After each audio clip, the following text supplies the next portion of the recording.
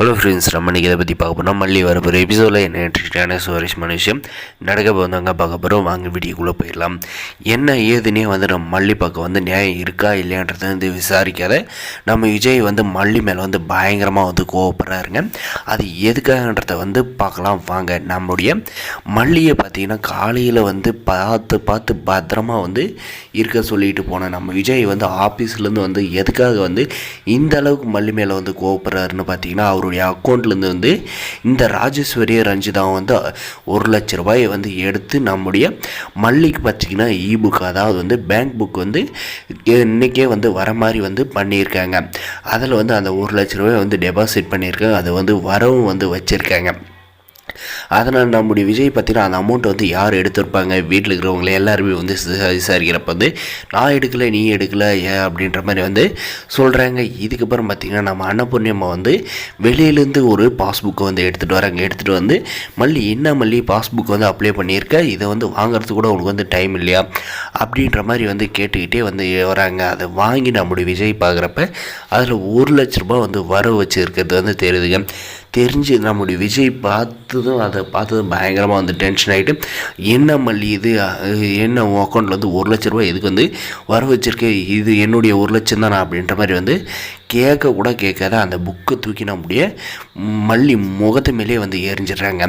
இதை பார்த்து இந்த ரஞ்சிதாவும் இந்த ராஜேஸ்வரி மத்தியில் என்ன சொல்கிறாங்கன்னா, பாத்திய விஜய் உன்னை இது ஃப்ராட்தனம் பண்ணி கல்யாணம் பண்ணியிருந்தாலும் அவள் பாட்டுக்கு இருப்பான்னு நினச்சோம். ஆனால் உன்னுடைய பணத்தை திருடுற அளவுக்கு போயிருப்பா, போகிற போக பார்த்தா நம்மளை நடுத்தெருவில் நிப்பாட்டுருவா அப்படின்ற மாதிரி எல்லாம் நம்ம விஜய் நல்லாவே ஏற்றி விட்றாங்க. இந்த ராஜேஸ்வரி ரஞ்சிதாவும் நம்முடைய மல்லி பார்த்திங்கன்னா, இந்த பாஸ்புக்கெல்லாம் எனக்கு ஓப்பனும் பண்ண தெரியாது, நான் ஓப்பனும் பண்ணல, இதுக்கு யார் ஓப்பன் பண்ணாங்க என்னன்றது கூட எனக்கு தெரியாது அப்படின்ற மாதிரி சொல்கிறாங்க. ஆனால் அது கொஞ்சம் கூட நம்ம விஜய் பார்த்திங்கன்னா மேலும் மேலும் போய் சொல்லாத மல்லி, நீ இந்த வீட்டில் என் பொண்ணுக்கோசரம் தான் இருக்க, இல்லைனா உன்னை அடித்து வெளியே துரத்தி விட்றேன் அப்படின்ற மாதிரி சொல்லி கோவப்பட்டு கிளம்பி போயிடுறாருங்க.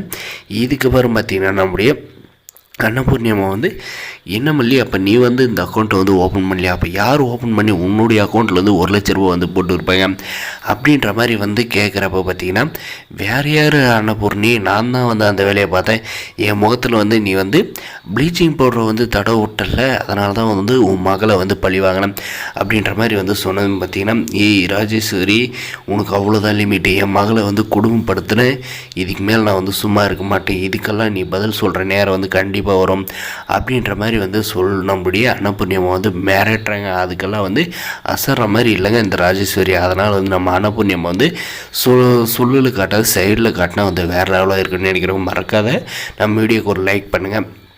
இதுக்கப்புறம் பார்த்திங்கன்னா நம்ம மல்லி அந்த அக்கௌண்ட்டில் இருக்கிற பணத்தை விட்ரா பண்ணி எடுத்துகிட்டு உங்களுடைய பணத்தை நான் எடுக்கல, ஆனால் என்னுடைய பேரில் புக் ஓப்பன் பண்ணியிருக்காங்க, அது யாருன்னு எனக்கு தெரியல, அவங்களுக்கு சேர வேண்டிய பணத்தை தாங்க நீங்களே வச்சுக்கோங்க அப்படின்ற மாதிரி கொடுத்துட போகிறாங்க. இப்போயாவது நம்முடைய மல்லி மேலே இருக்கிற அந்த கோபம் எல்லாமே வன்மை எல்லாம் போயிட்டால் நல்லா இருக்கும் அப்படின்னு நினைக்கிறவங்க மறக்காது நம்ம சேனலை சப்ஸ்கிரைப் பண்ணுங்கள்.